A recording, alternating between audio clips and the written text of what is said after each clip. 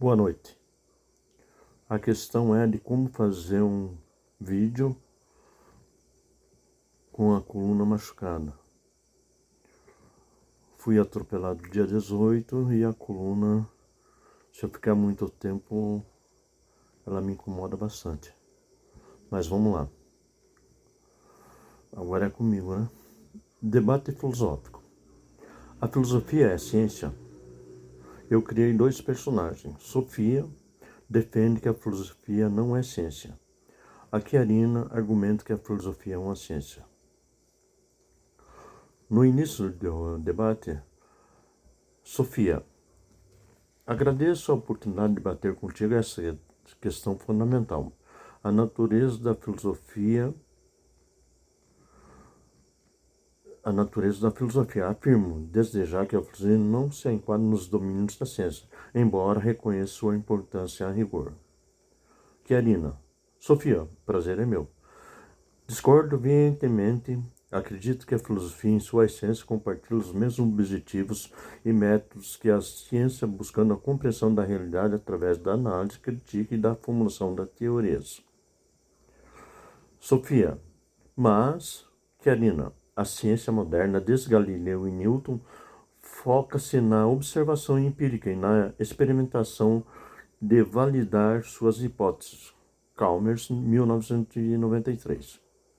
A filosofia, por outro lado, recorre ao pensamento abstrato, à lógica e à análise conceitual. Como podemos equiparar essas duas abordagens? Não seria um desserviço à particularidade de cada uma? A ciência busca previsibilidade e replicabilidade. A filosofia, em sua essência, abraça a complexidade total da existência humana, sem tentar reduzi-la às fórmulas. Chiarina, essa distinção, Sofia, é demasiado simplista e anacrônica. A filosofia, desde o seu pré-socrático, como Tales de Mileto, sempre se preocupou em formular teorias racionais sobre o mundo. Reale, 1990. Platão, em sua teoria de ideias, propôs um moderno modelo explicativo da realidade que influenciou profundamente os pensamentos ocidentais. A testabilidade empírica como único critério científico e como concepção recente debatida na filosofia da ciência. Filósofos como Kant e Popper enfatizaram a falseabilidade de muitas ciências teóricas, operaram em níveis de abstração que se semelham à filosofia. A matemática, pilar da ciência, é abstrata por excelência e ninguém questiona sua cientificidade. Sofia, Platão, com a sua alegoria da caverna, Platão 2000, explorava questões metafísicas e epistemológicas. Não conduzia à experiência científica. A filosofia questiona os próprios fundamentos do conhecimento, os limites da cognição, a natureza da verdade e da realidade. A ciência, por outro lado, assume pressupostos e opera dentro do arcabouço. Ela não questiona, por exemplo, o que é a própria observação, em nível mais profundo, como a filosofia faz. A filosofia está constantemente questionando os paradigmas, as categorias e os próprios conceitos que a ciência utiliza. São questões de segunda ordem que interrogam os pressupostos de todas as outras disciplinas. Chiarina, mas a ciência também questiona seus próprios fundamentais, ainda que reativamente quando modelos falham. A física quântica, por exemplo, desafiou a compreensão da realidade, forçando os cientistas a repensar conceitos como causalidade e objetividade. Thomas Kuhn, em A Estrutura das Revoluções Científicas, mostrou que a ciência progride através das mudanças de paradigma, que são revoluções conceituais e filosóficas. Essas mudanças são puramente empíricas, envolvem profundas reflexões sobre o que conta como conhecimento. A fronteira entre o que é filosófico e científico é fluida nas vanguardas do conhecimento. A filosofia age como uma espécie de metaciência, fornecendo as bases lógicas e epistemológicas que permitem à ciência operar e se desenvolver. Sofia Kuhn, em 2006, argumenta que a ciência é influenciada por fatores sociais e históricos, afastando a objetividade idealizada. Essa subjetividade inerente do processo científico é algo que a filosofia não só reconhece, mas busca compreender. Filósofos como Nietzsche, com sua crítica à imoralidade e à razão, em Nietzsche 2001, demonstraram como o conhecimento está sempre ligado à perspectiva particular. A vontade do poder é um conjunto de valores. Essa é uma distinção crucial. A ciência busca suprimir a subjetividade, enquanto a filosofia investiga e desvela. A própria neutralidade científica é, para Nietzsche, uma forma de moralidade disfarçada. Chiarina. A crítica nietzschiana não invalida a busca pela verdade ou por um conhecimento mais objetivo. Ela alerta que, para os perigos da ingenuidade, a filosofia analítica, como figuras como Bertrand Russell e Gottlob Frege, procurou construir uma linguagem lógica rigorosa para evitar ambiguidade e garantir a objetividade do conhecimento. Essa abordagem influenciou áreas da ciência na computação e na inteligência artificial, demonstrando uma aplicação prática de uma busca por precisão intrínseca ao espírito científico. Se a filosofia pudesse purificar a linguagem do pensamento, ela pavimenta os caminhos para o conhecimento mais claro e preciso, beneficiando diretamente a ciência. Sofia. A filosofia da linguagem é importante, mas não se limita à análise lógica. Filósofos como Wittgenstein mostraram que o significado das palavras depende do seu uso em contexto específico. Wittgenstein, 2009. Além disso, a filosofia hermenêutica, como Hegel e Gadamer, enfatiza a importância da interpretação como compreensão do contexto histórico e cultural para qualquer forma de conhecimento. Isso sugere que o conhecimento não é apenas uma questão de fatos brutos, mas de como esses fatos são interpretados de uma tradição, onde a ciência busca a uniformidade e a hermenêutica celebra a particularidade da interpretação e da irrepetibilidade do evento. Chiarina. Mas a interpretação não é arbitrária.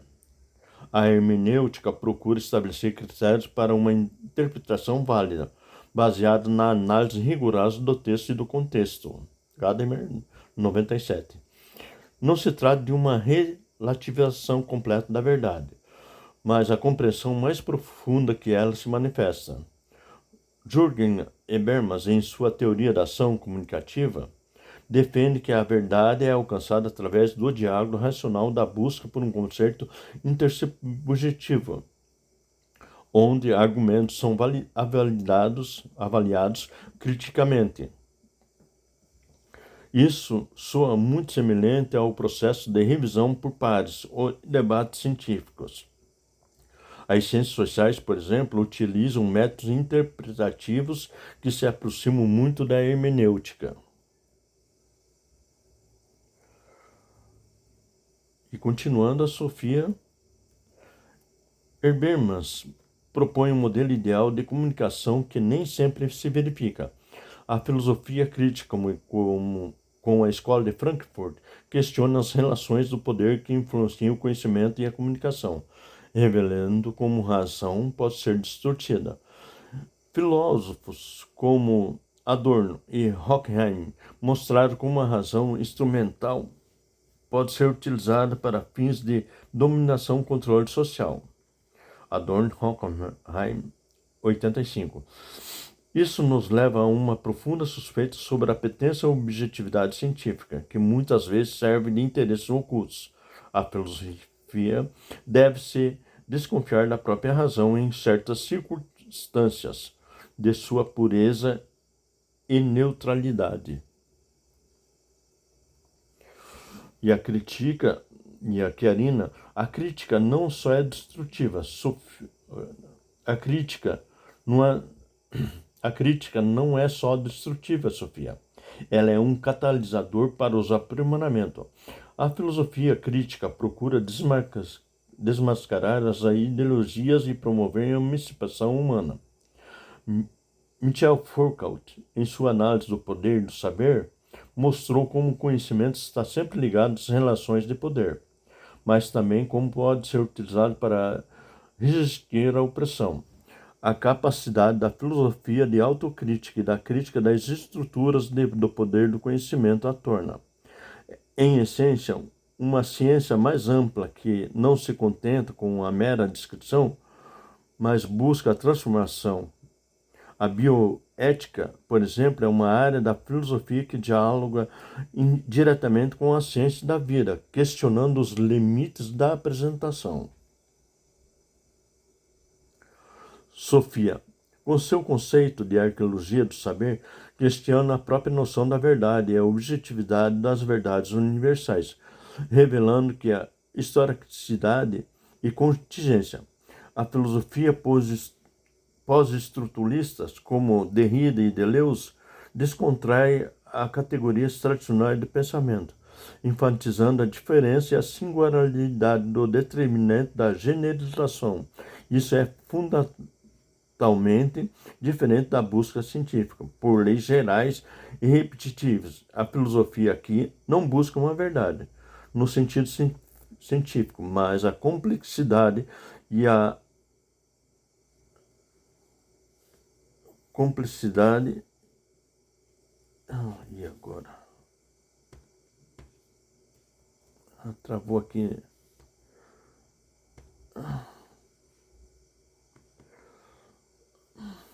Continua. Eu não consigo mudar a página. Pra baixo, pra baixo, pra baixo. Não vai. Na setinha. Agora foi. Aquele não, ela tira as vozes e tudo.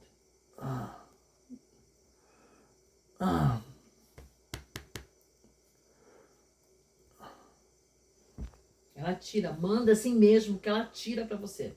Mas eu não consigo mudar A aqui. seta é a setinha pra colocar pra baixo. Peraí.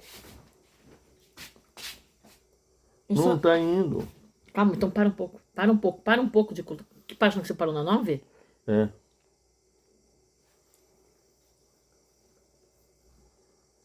Não para. Tem que pegar e Calma. arrumar aí pra mim. Não tá indo. Dá licença.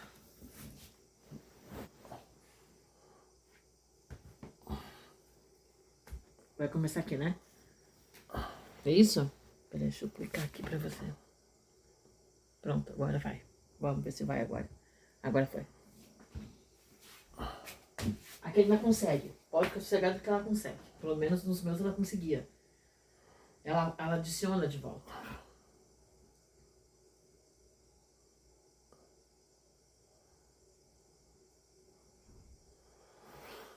Sofia, com seu conceito de arqueologia do saber, questiona a própria noção da verdade e objetividade como verdades universais, revelando sua historicidade e contingência. A filosofia pós-estruturalista, com Derrida e Deleuze, desconstrói as categorias tradicionais do pensamento, enfatizando a diferença da singularidade do determinante das generalizações. Isso é fundamentalmente diferente da busca científica, que as leis gerais repetíveis. A filosofia aqui não busca uma verdade no sentido científico, mas a complexidade e a irreputibilidade dos fenômenos. É uma valorização irredutível que escapa da medida e a categorização. Chiarina, mas a desconstrução não leva ao niilismo ou à irracionalidade. A filosofia pós-estruturalista procura abrir novas possibilidades do pensamento e de ação, desafiando as normas das convenções estabelecidas. Judith Butler, com a sua teoria de performatividade de gênero, mostrou como as identidades são construídas através da linguagem do poder, mas também como podem ser subvertidas Isso demonstra um rigor analítico, uma capacidade de intervenção à realidade que as características da ciência não é apenas uma contemplação, é a ação e a criação de novos conceitos que permitem compreender, eventualmente mudar o mundo. A Sofia. Você não acha que ao tentar encaixar a filosofia nos moldes das ciências exatas, estão matando sua essência? A filosofia, em sua liberdade de questionamento radical, que busca por sentido, pode ser sufocada pela necessidade da comprovação empírica ou da aplicação prática. Corremos o risco de transformar o pensamento em mera tecnologia, em algo útil e instrumental, perdendo sua capacidade de ser um fim em si mesmo? Querendo, não acredito que seja em um encaixe, Sofia, mas sim um reconhecimento das definidades, uma continuidade histórica e conceitual. A essência da filosofia está na busca pela verdade e pela compreensão profunda. E métodos científicos, quando apropriados, apenas ajudam a refinar uma busca e torna mais robusta, menos subjetiva as falácias. A filosofia, assim como a ciência, quer saber o que é, por que é e como funciona, mas em um nível mais fundamental ou abrangente. Negar-lhes as ferramentas da ciência é deixá-la desarmada diante dos desafios complexos. E a Sofia contesta, mas nem todas as verdades podem ser mensuradas e qualificadas. Há verdades que só podem ser vividas, sentidas, compreendidas em um plano existencial subjetivo, não calculados ou verificados em laboratório. A experiência estética, o amor, a angústia dentro da morte, a busca por um sentido para a vida, esses terrenos filosóficos que escapam da objetividade científica, mas não cruciais para a compreensão da condição humana, a fenomenologia, como Wilson e Merleau-Ponty, busca descrever a experiência consciente em sua irredutibilidade. E por resistir tanto à ideia, a filosofia evolui com a ciência. E por que resistir tanto à ideia que a filosofia evolui com a ciência? A colaboração entre as duas é o caminho para o conhecimento mais completo e holístico. A neurociência, por exemplo, não invalida a experiência subjetiva, mas nos ajuda a entender como bases biológicas. A filosofia pode se beneficiar imensamente desse artigo, imensamente desse diálogo, encontrando formas de investigar as verdades essenciais que você menciona, talvez desmistificando ou, ao menos, situando um novo contexto. E a Sofia rebate. Porque em toda a nossa evolução e progresso, às vezes, é apenas adaptação e mais aceito ou financeiramente viável. Não é mais profundo ou verdadeiro? O risco de se tornar cientificista é o reduzir da riqueza da experiência humana a dados, a equações, perdendo de vista a dimensão qualitativa e o mistério que nos habita. A filosofia não é uma ferramenta para resolver problemas técnicos, mas o convite à reflexão sobre os problemas mais profundos da existência? Karina, e você acha que a filosofia deve ser uma ilha isolada no tempo, intocada pelos avanços e conhecimento em outras áreas? Isso seria em si um tipo de estagnação, uma renúncia a uma capacidade de dialogar com o mundo contemporâneo? A validade da filosofia se fortalece quando ela pode se confrontar com ideias como a realidade empírica, mesmo que seja para refutá-la ou propor novas intervenções. E Sofia responde, você fala em validade, mas validade para quem? O cientificismo, em sua busca por um método único e universal, frequentemente exclui perspectivas inteiras, saberes tradicionais, formas de conhecimento não ocidentais, vozes marginalizadas. A filosofia, ao contrário, tem a capacidade de acolher e investigar essa pluralidade, de questionar a própria universalidade da razão ocidental em suas pretensões de dominação. Karina, não exclui, Sofia. filtra. O que você resiste a essa razão? A lógica quando aplicável, a evidência empírica não deve pautar nossas ações. A ciência é um filtro para que robusto e confiável. A filosofia pode se beneficiar dessa busca em rigor, mesmo nos critérios validados que sejam mais amplos? E Sofia responde: então descartamos o mistério, o indivisível, a poesia, a angústia humana, algo irracional. Portanto, relevante para o conhecimento, isso seria empobrecer a experiência humana em uma forma alarmante?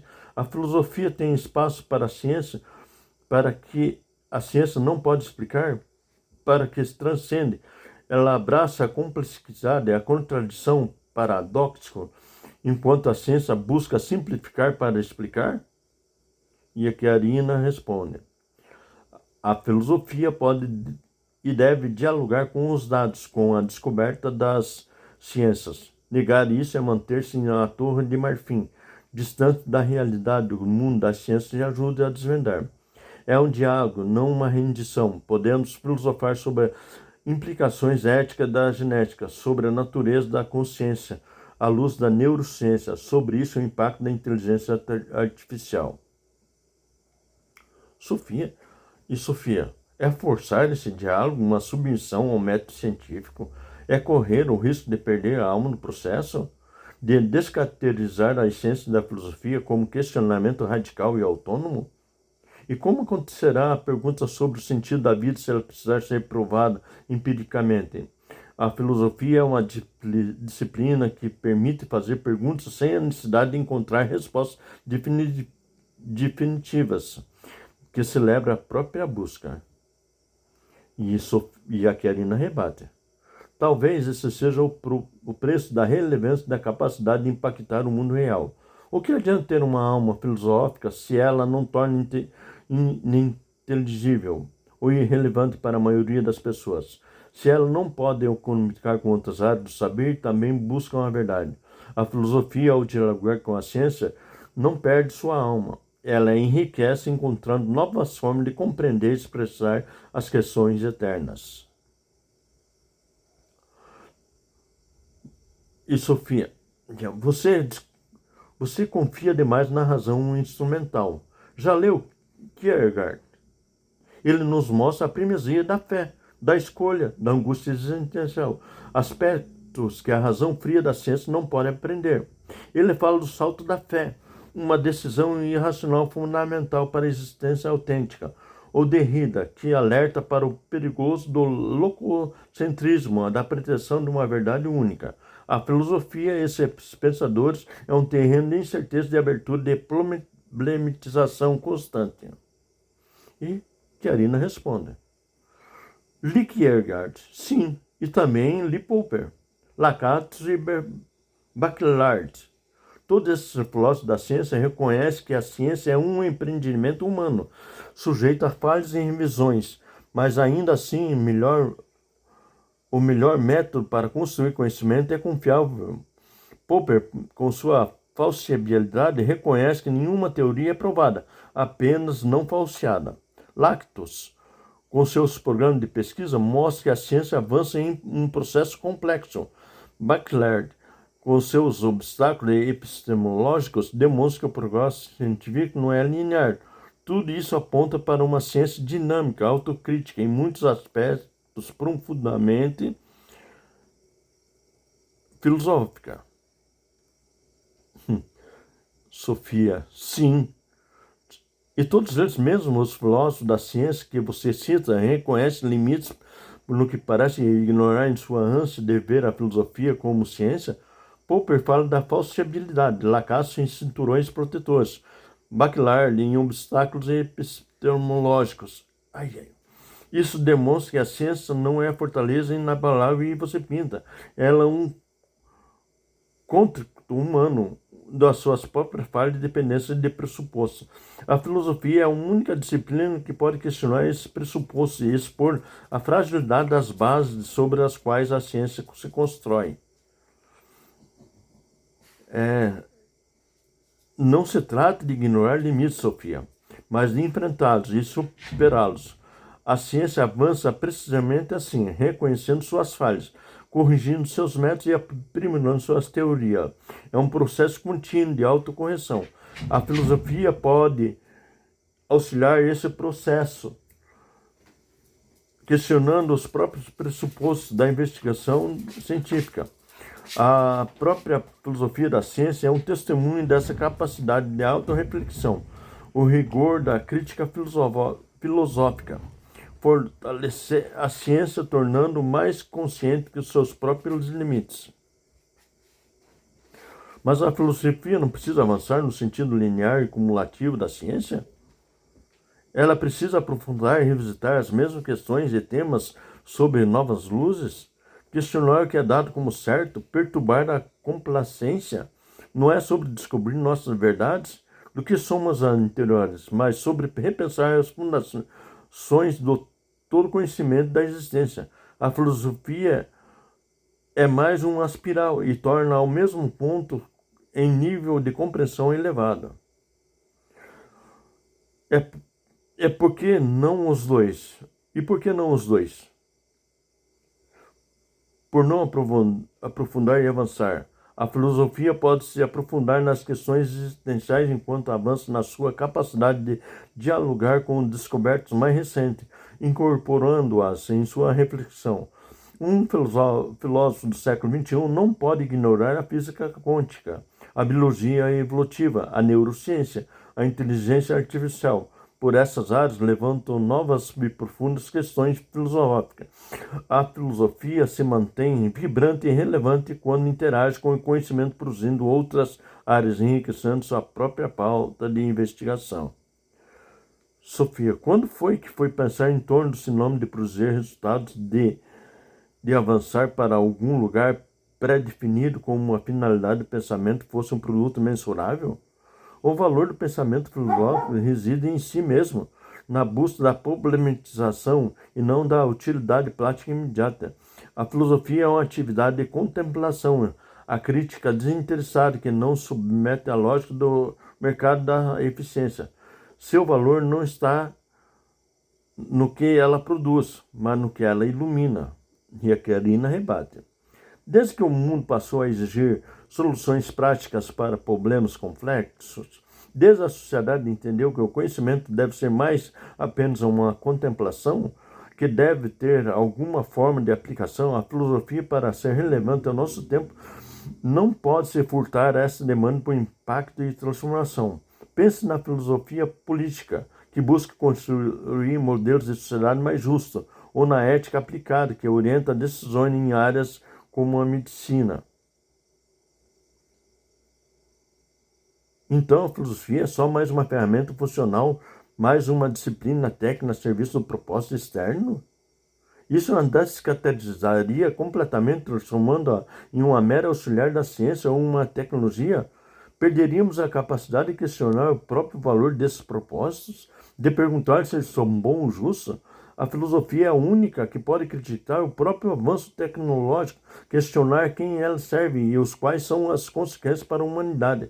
Ela não pode se tornar um mero braço da ciência, ou perderá sua voz e crítica e sua autonomia. Conclusão. O debate entre Sofia e Karina mostra que a questão, a filosofia é uma ciência, não tem resposta simples e unívoca. A definição da ciência varia de longo tempo das diferentes escolas do pensamento. A filosofia, com sua pluralidade de métodos e campos de investigação, ora se aproxima, ora de distância de modelos científicos predominantes.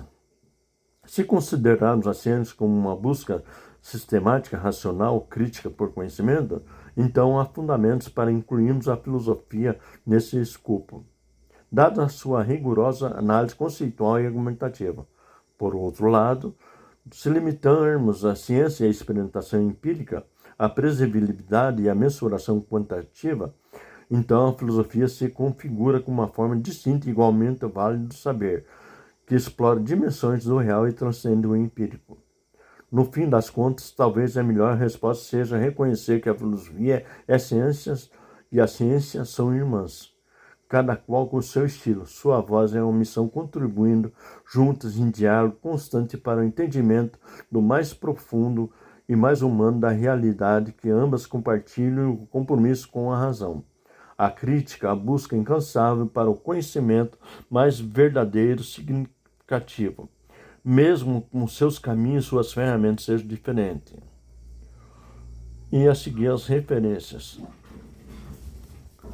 Esse texto foi construído com base na conversa de Chiarina e Sofia. Chiarina, minha filha mais velha de 25 anos, e Sofia, minha filha de 20 anos.